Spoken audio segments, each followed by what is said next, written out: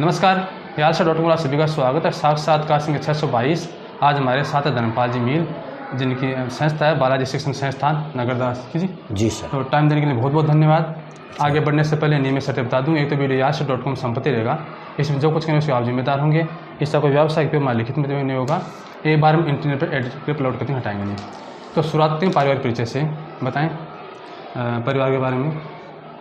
पारिवारिक स्थिति हमारी ये है कि लगभग 7 पीढ़ियों से हम एक ही परिवार चल रहा है हमारा जी और एक संयुक्त परिवार के रूप में चले हैं। 7 पीढ़ियों से हम अलग अलग नहीं हुए हैं। अभी जैसे मेरे पिताजी 2 भाई थे और उनके दोनों के मिलाकर के हम, जो मेरे ताऊ जी थे उनके बेटे नहीं हुए और पिताजी के हम 6 बेटे हैं। ठीक। तो माता पिता का नाम? मेरे पिताजी का नाम गोपाल राम मील है, जिनको गुजरे हुए आज 14-15 साल हो गई। ठीक। तो माता जी का नाम? भगवानी देवी। और दादाजी का याद है? बुरा राम जी और लाखी देवी दादी जी का। हाँ, दादी जी का। और ननिहाल कौन सी का है? मेरा ननिहाल रुकन सर बुडानिया के है। नाना जी का याद है नाम? हाँ, चंद्रा राम जी और उनका लाखी देवी। ठीक। ससुराल कौन सी का है? मेरा ससुराल रतनसरा है। रतनसरा? हाँ, कहाँ पड़ता है? चूरू डिस्ट्रिक्ट में पड़ता है। तो नाम सास ससुर के? बागाराम जी, सासू का नाम है फूली देवी। ठीक। और धर्मपत्नी का नाम? गोमती देवी। गोमती देवी। और संतान? मेरे 2 लड़की हैं, एक लड़का है। नामकरण से? बड़ी लड़की है जो यहाँ आपके यहाँ उनकी शादी की है, जो पलथाना में। दूसरी बेटी है, उनकी अभी सगाई की हुई है, सुलकनिया ताराचंद जी दया के। और एक बेटा है जो अभी स्कूल में ही है, MSc कर रखी है उसने फिजिक्स के। और नाम उसका नाम संदेश है। संदेश। ठीक। और बहन भाई कितने आप? हम 6 भाई हैं। तो नाम बताइए क्रम से। मेरे बड़े भैया हैं श्रवण कुमार जी, मेरा धर्मपाल, मेरे से तीसरे नंबर पर ताराचंद जी, और उनसे छोटे हैं राजकुमार, उनसे छोटे हैं हीरालाल और सबसे छोटे हैं बरजलाल। ठीक है। और शैक्षणिक पृष्ठभूमि, पढ़ाई लिखाई घर में जैसे पहले तो पढ़े लिखे कोई नहीं थे और हम भाइयों ने पढ़ाई शुरू की और हमारे गांव में भी पढ़ाई का खास माहौल नहीं था।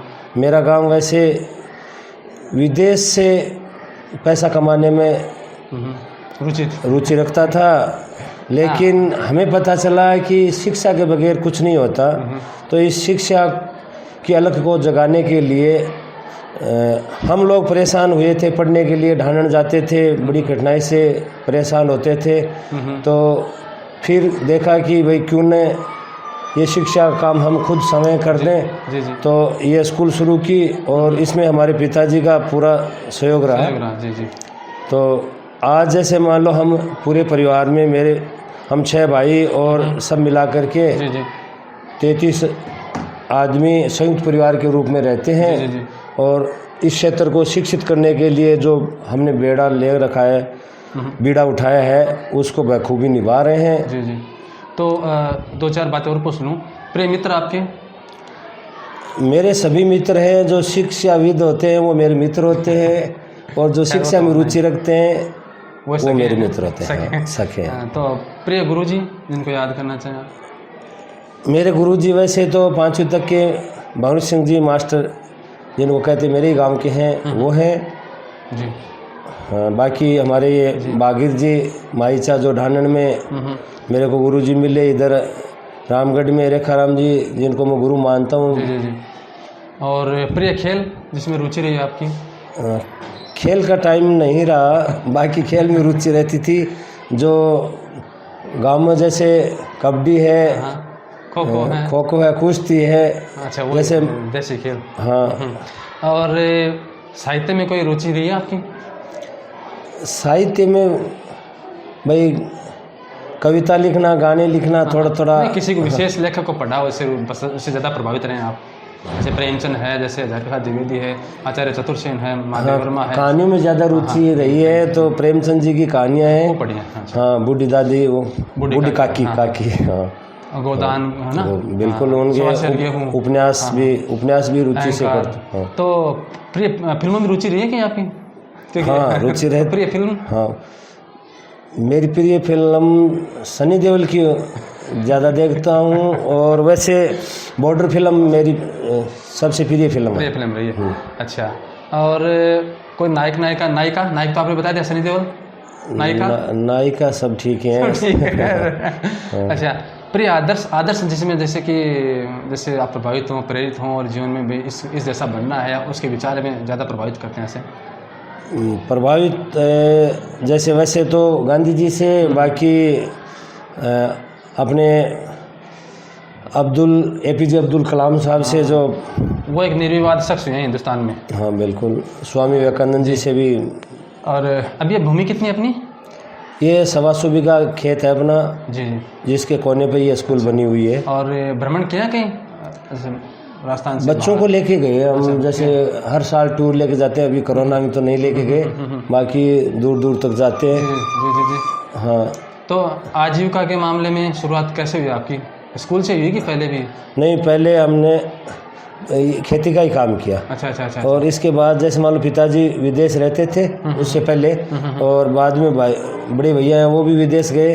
बाकी मैं जयपुर जाके ऐसे प्राइवेट जॉब शुरू किया, और बाद में पता चला कि हम घर में शिक्षा जो हमारी ख़त्म हो चुकी थी, तो इस शिक्षा को आगे बढ़ाने के लिए एक छोटी सी स्कूल शुरू की, घर के बच्चों को पढ़ाने के लिए। फिर पता चला कि घर से स्कूल नहीं चलती, तो गांव के बच्चों को पढ़ाना शुरू किया। फिर आगे पता चला कि गांव के बच्चों से भी काम नहीं चलने वाला है, तो क्षेत्र के बच्चों के लिए थोड़ी बड़ी कर दी स्कूल। तो विद्यालय की स्थापना कौन से वर्ष में थी? ये 2000 में शुरू किया। 2000 में? हाँ। अच्छा, मैंने सुना कि छान हाँ बिल्कुल, इसमें वो फोटो लगी है। पहले हमने शुरुआत जैसे जीरो से शुरू की, जीरो क्या बोले, माइनस से शुरू की, और कुछ नहीं था हमारे पास। इसके बावजूद भी छप्पर बनाए। मैंने पिताजी से बातें की कि भाई हम स्कूल खोलना चाहते हैं, तो गांव के अंदर जैसे मान लो किराए के मकान लेकर के 12 महीने कोशिश की। दूसरी साल जैसे फिर सोचा कि भाई ऐसे काम चलने वाला नहीं है, बंद कर देते हैं। तो गांव वालों ने बड़ी रुचि दिखाई, सब ने बोला कि नहीं भैया आप बंद मत करो, आपने बहुत अच्छी मेहनत की है। हम टाइम नहीं देखते थे, सुबह से लेके शाम तक वैसे ही लगे रहते थे। जैसे मारवाड़ी में कहावत है, आने गफी बड़ों को बटको, तो हम रुकने वाले नहीं थे। बच्चे बहुत होशियार हो गए थे। विशेष रूप से हम जैसे मान लो ये जो राइटिंग के मामले में है ना, इसमें बच्चों को ज़्यादा लेके निकले। ये शाही वाला फ़ैन है, आज भी हम वैसे यूज़ करते हैं बच्चों को तैयार करने के लिए। बच्चों को लिखावट इनसे सुधारते हैं। कभी कभी ऐसा महसूस हो, जैसे हमारे मारवाड़ी में कहावत है, छाड़े पकड़ो ना जे छोटे तो खाए, कि ये क्या पकड़ लिया अभी, छोटे तो भी ऐसा कुछ नहीं, ऐसा नहीं हुआ। हमने जैसे स्कूल शुरू किया, तो इसमें सबसे बड़ी बात ये रही कि हमने तो अपने घर के लिए स्कूल शुरू की थी, और घर में जैसे घर वालों का साथ हो गया। फिर गांव के लिए शुरू की, तो गांव वालों का पूरा सहयोग रहा, और फिर क्षेत्र का पूरा सहयोग। प्रथम वर्ष में कितने विद्यार्थी रहे? प्रथम वर्ष में विद्यार्थी ये रहे कि जैसे पहले दिन हम गांव में जा कर के, दोनों भाई, मैं और मेरा छोटा भाई ताराचंद, घर घर जाके बोले, तो गांव वालों का इतना विश्वास था कि सब ने बोला कि हम 1 भेजेंगे, 2 भेजेंगे। विशेष रूप से बहन बेटियां कोई आई हुई मिली, तो उन्होंने भी बोला कि मैं मेरे बेटे को भी भेजूँगा। तो दूसरे दिन घर आते वक्त भाई ने बोला कि 150 बच्चे हो जाएंगे। मैंने बोला भाई वो तो कल पता चलेगा। हम पहले रोज़ घर के बच्चों को लेके गए। पहली क्लास में मेरा बेटा संदेश, दूसरी क्लास में महिमा, तीसरी क्लास में निकोस, चौथी क्लास में ममता, 5वीं क्लास में सुमन। 5 बच्चे 5 क्लास में घर से। 3-4 दिन घर के बच्चों से हमने क्लास शुरू की।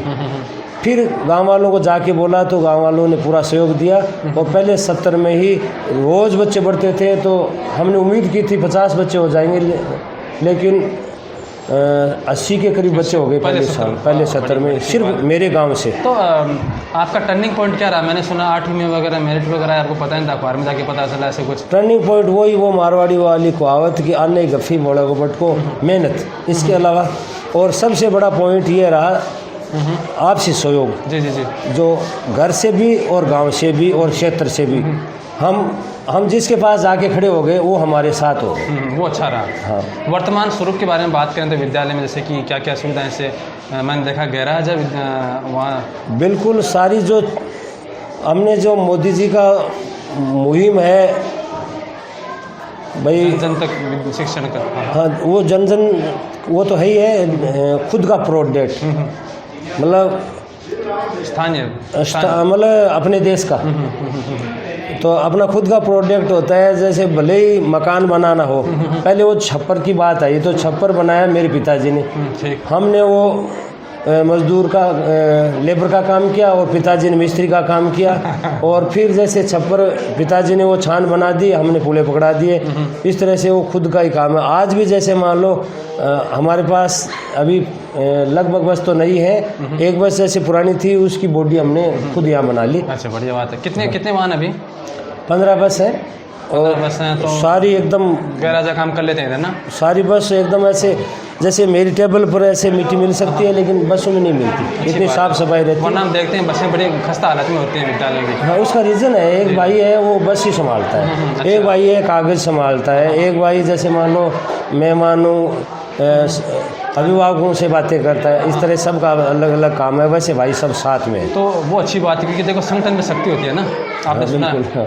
और पुस्तकालय खूब बड़ा है लेकिन आजकल बच्चे रुचि नहीं ले रहे हैं क्योंकि उसमें मैं सोचता हूँ जैसे मैं महाभारत है, रामायण है, गीता है, सब रखी है। और ये जो जीके की है या तैयारियों की भी है, हाँ, करंट अफेयर की क्लास की जो कोर्स की बुक हैं वो भी हैं, लेकिन बच्चे जो कोर्स की पढ़ते हैं बाकी कम पढ़ते हैं।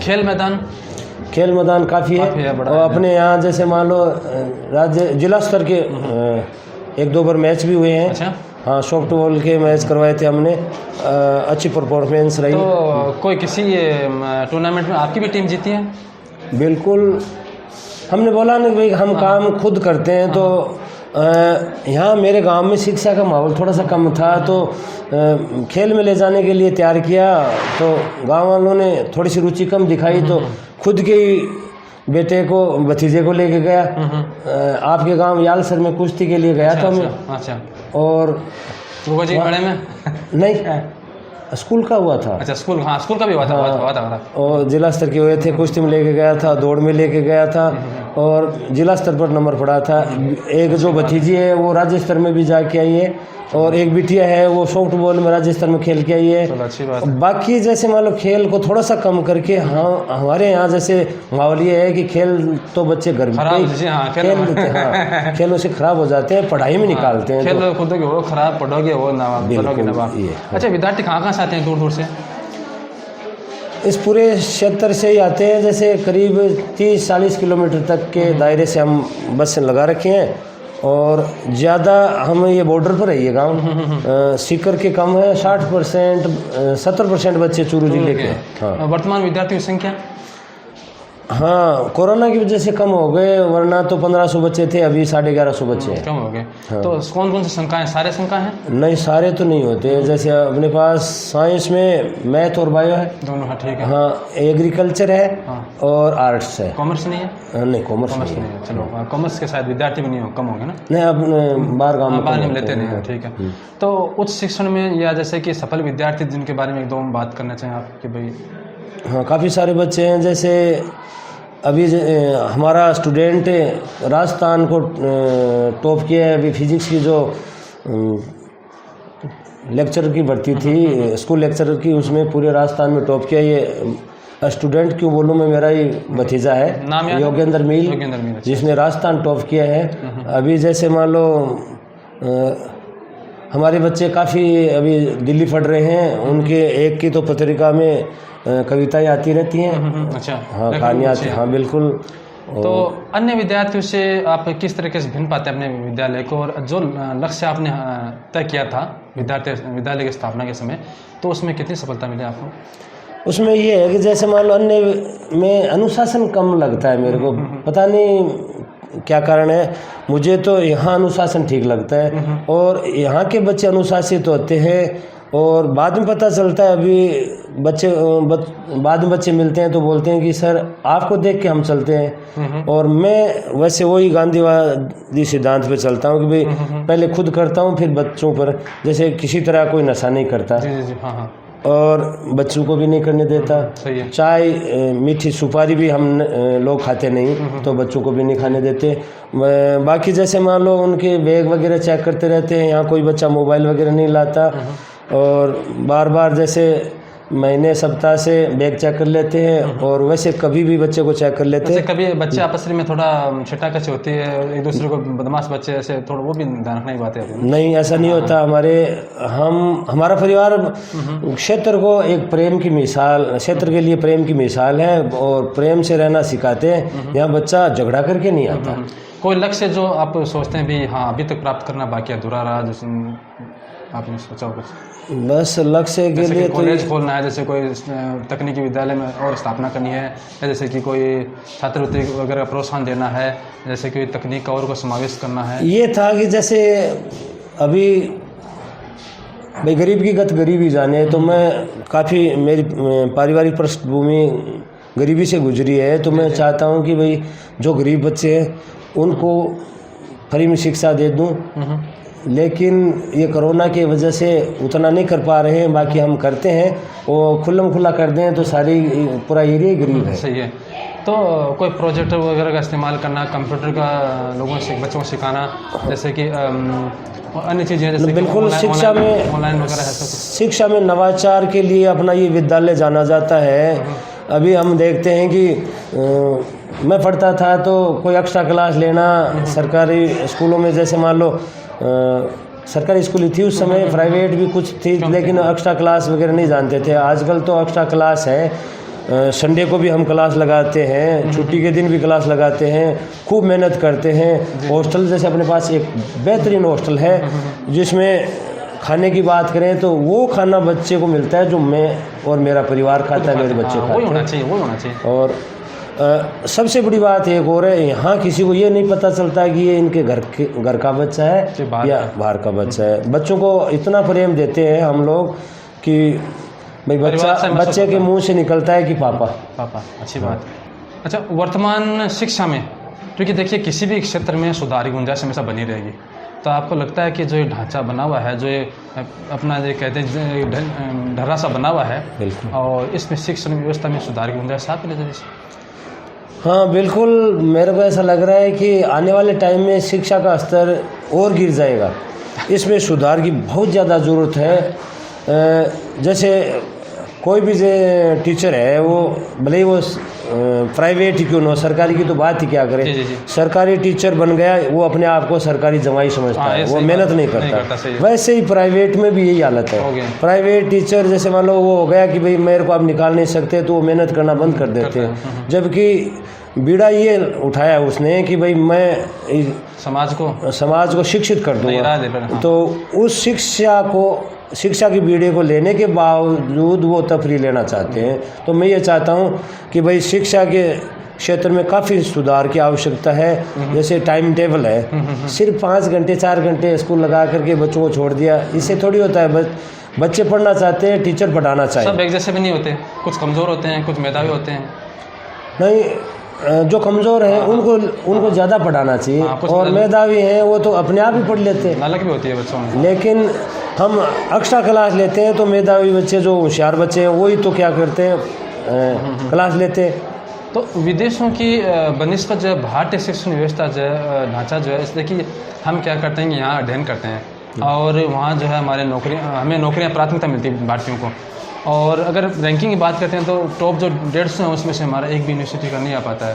तो या तो उनकी रैंकिंग व्यवस्था ख़राब है, या फिर हमें कुछ त्रुटियां हैं कि हमें सुधार करना चाहिए। त्रुटियाँ ये हैं कि हम सब प्रमोट होना चाहते हैं, फ्री में पढ़ना चाहते हैं, मेहनत नहीं करना चाहते। हालांकि दुनिया के हिसाब से देखा जाए तो भारत के बच्चे बहुत होशियार होते हैं, विशेष रूप से विज्ञान के मामले में, मैथ में। जी जी। तो क्योंकि अमेरिका में जो मैथ्स की जो वो कंपटीशन होती है स्पेलिंग की, उसमें काफ़ी सालों से 10-12 साल इंडियन ही आ रहे हैं। हाँ, तो यही कारण है और यहाँ के बच्चे होशियार होते हैं। और जो विदेशी बहुराष्ट्रीय कंपनियों के अधिकांश सीईओ जो हैं वो इंडियन हैं। मैंने सुना है कि काफ़ी सालों पहले वहाँ जो है सिलिकॉन वैली में अगर कोई आदमी कंपनी स्थापित करता था तो कहते थे कि भाई इसमें कोई अंग्रेज़ है, मतलब जिसे गोरा कहते हैं, मतलब अमेरिकन है। कहते नहीं, तो फिर कंपनी कैसे चलेगी। आज स्थिति ये है कि कोई कंपनी रजिस्ट्रेशन करवाता है तो पूछते हैं इसमें कोई इंडियन है, तो फिर कंपनी कैसे चलेगी।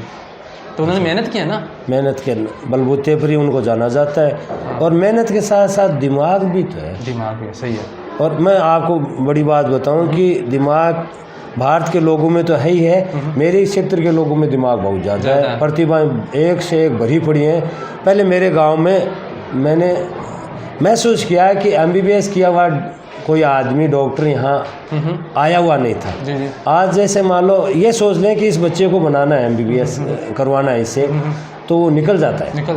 हाँ, लाइन लग रही है। नैसर्गिक की प्रतिभा भी होती है, कुछ क्षेत्र में होती है ना। इस क्षेत्र में दिमाग से भरे पड़े बच्चे। आज जैसे मैं देखूं तो मैं पहली क्लास में जाके देखूं तो अचंभा होता है कि वो भरा पड़ा है दिमाग से। अच्छा, जैसे अन्य गतिविधियाँ जैसे मान ली खेल कूद की हैं, चित्रकारी के, भाषण के, लेखन की हैं, और कोई व्यवसायिक शिक्षा है, आपको लगता है कि इनमें भी प्रोत्साहन मिलना चाहिए? क्योंकि अगर इन क्षेत्रों में अच्छे लोग नहीं आ पाएंगे तो इनमें भी तो फिर नवीनता नहीं आ पाएगी। क्योंकि हम जैसे कि कुछ बार कई अद्भुत पेंटिंग देखते हैं, अद्भुत मशीनें देखते हैं, ठीक है, या जैसे कि बहुत ही वाकपटू होता है आदमी, तो वो यही तो शुरुआत का समय है ना। ये एक स्टेज होता है, इससे शुरुआत हो जाती है। इसमें जैसे बच्चा निखर जाता है तो आगे निकल जाता है। फिर भले ही वो भाषण में हो या चित्रकारी में हो या कोई किसी भी क्षेत्र में, स्कूल से ही तैयार होते हैं बच्चे। एक जैसे कि मैंने कई बार पहले कभी नहीं होता था, अब आजकल सुनने में आता है विद्यार्थी ने आत्महत्या कर ली, फलाने आत्महत्या कर ली, तो थोड़ा सा तनाव जो है नंबर पाने का, सफल होना ही होना है इस बार में कम प्रतियोगी परीक्षाओं में, नहीं तो घर वालों को पैसे लग गए, पड़ोसी क्या कहेंगे, थोड़ा सा ये तनाव वाली बात नहीं। कुछ होते हैं जन्मजात होते हैं जिनको वो जिंदा दिल होते ही नहीं है। वो तो जैसे मान लो हो सके तो वो 3-4 साल की उम्र में मर जाए तो अच्छा है। वो बड़ी उम्र तक जाए, जैसे मान लो घर वालों का खर्चा करें, 30 साल 25 साल की उम्र में जैसे मान लो उसको तनाव आता है, तनाव उसमें दम था ही नहीं। लोगों को भी आदमी मरता नहीं है, कुछ लोग उनको देख के और निरुत्साहित होते हैं।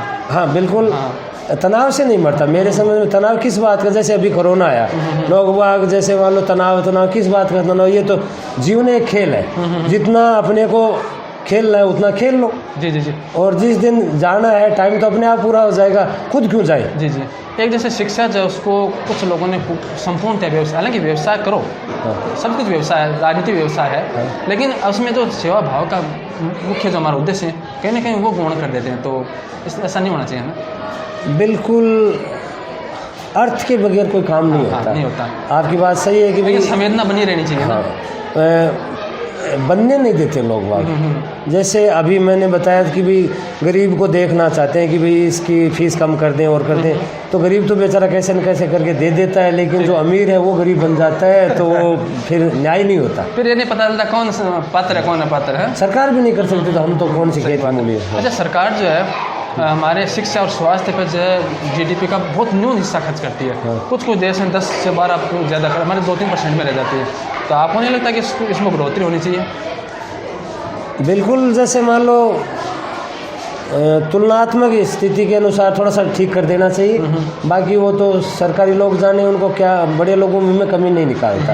मैं तो ये सोचता हूँ कि हम में कमी है, वो दूसरा कोई बड़ा काम करते होंगे, हम ये छोटा वाला काम हम कर देते हैं। अच्छा, शिक्षा से जो है जागरूकता आती है, विवेक का इस्तेमाल करना पता चलता है, मुश्किल परिस्थितियों में जो संबल मिलता है हमें, हमारा मस्तिष्क काम करता है, हम दृढ़तापूर्वक बने रहते हैं। तो आपको नहीं लगता कि जैसे कि अभी भी हम इस मामले में पिछड़े हुए हैं?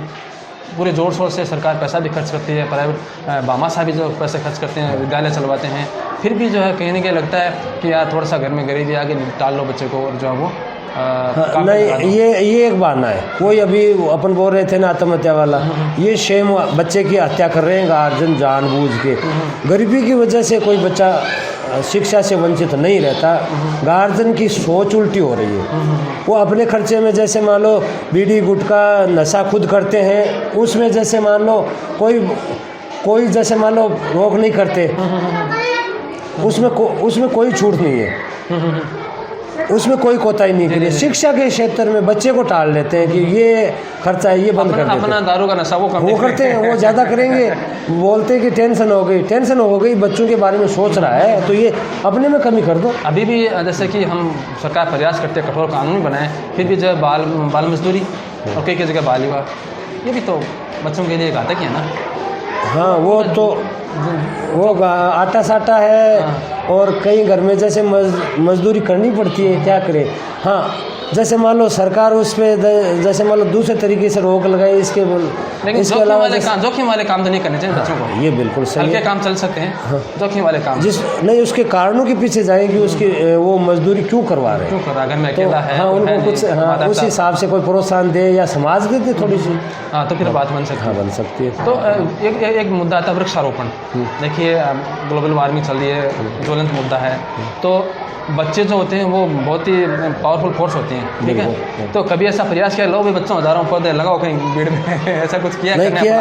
हमने इस साल ही जैसे मान लो 400 पौधे लगाए। अच्छा। और अभी जैसे अपने ये इंटरव्यू शुरू किया, उससे पहले मैंने उनको बोला है कि भाई आप पौधों के लिए पानी की वो जो व्यवस्था ख़राब चल रही है उसको ठीक करो। अपने 300 पहले पौधे थे, 420 इस साल लगाए, 700 पौधे नए लगाए। कहाँ? यहाँ इधर? हाँ, उधर पीछे इधर और उसमें ड्रॉप सिस्टम कर दिया। और वैसे भाई मैं खुद इतना ध्यान नहीं दे पाता, टाइम नहीं मिलता है, तो एक आदमी को छोड़ रखा है, वो बराबर लगा रहता है। अच्छा, क्या होता है जो धनाढ़ वर्ग होता है, जो थोड़ा सा बहुत जिसका व्यवसाय चलता है, थोड़ा समाज सेवा भी करता है, तो आपका भी कोई रुचि इसमें हाथ है? करते मैं तो जैसे मान लो धनाढ़ हुआ नहीं, पैसे तो नहीं है, लेकिन फिर भी रुचि रहती है कि भाई जो है वो जितना हाथ सरकता है, जो अपना नहीं हाथ सरके नहीं, तो खुद का जो मुंह का कोर है वो दूसरे को दे दो, ऐसे विचार है। चलो अच्छी बात है।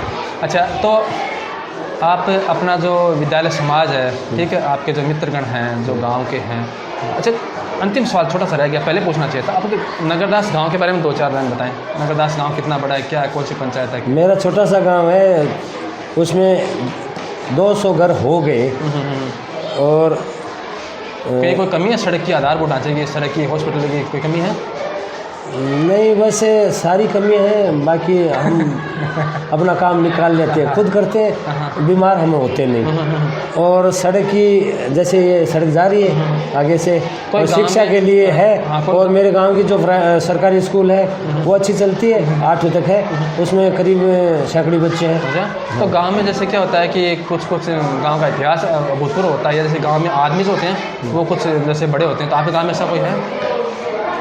इतना खास ऐसा कोई खास इतिहास नहीं है। हमारे गांव के लोग विदेश से पैसा लाते थे, और आज भी ज़्यादा विदेश के पैसे हैं। ठीक है, तो अंतिम सवाल है आपकी तरफ से संदेश। मैं ये कहना चाहता हूँ कि मेरे गांव का प्रत्येक आदमी शिक्षित हो, और इस क्षेत्र का प्रत्येक आदमी शिक्षा में रुचि ले। जिस घर में, जिस क्षेत्र में, जिस देश में शिक्षित होगा तभी विकास होगा। जिस तरीके से हम वो संस्कार मानते हैं, वो शिक्षा भी संस्कार ही है। बिल्कुल, उसके बगैर ये पहला संस्कार है, परिष्कृत नहीं होता। शिक्षा जरूर होनी चाहिए, उसके बगैर न तो मानस का परिष्कृत होता है, न शरीर में कोई छूट मिलती है। मान लीजिए जो बच्चा है उसको छोटे से काम पे लगा दिया जाए, तो फिर उसका तो शरीर भी दब जाता है, मानसिक विकार, बिल्कुल सारी प्रोग्रेस रुक जाती है उसकी। और शिक्षित बच्चा उसको वो अपने जैसे मान लो स्टेज पर आ जाता है, अपने सक्षम हो जाता है, उस समय उसको काम दे तो ज़्यादा बेहतर कर सकता है, ज़्यादा बेहतर होता है ना। बिल्कुल। तो ठीक है, आपने समय दिया इसके लिए बहुत बहुत धन्यवाद, और अगर समय मिला तो आगे फिर साक्षात्कार लेते हैं। क्यों राजेश जी जांगीड़ा, आपको भी बहुत बहुत धन्यवाद। और आपने हमें भाई कैमरे में सबके सामने लाने का, बोलने का मौका दिया, इसके लिए मैं आपको तहे दिल से धन्यवाद देता हूँ। और इस क्षेत्र के लोगों को भी धन्यवाद देता हूँ जो हम पर विश्वास करते हैं, अपने कलेजे के टुकड़े को हमारे हाथों में सौंपते हैं। अच्छी बात है। धन्यवाद आपको, इस क्षेत्र के लोगों को। जय राम जी। जय राम।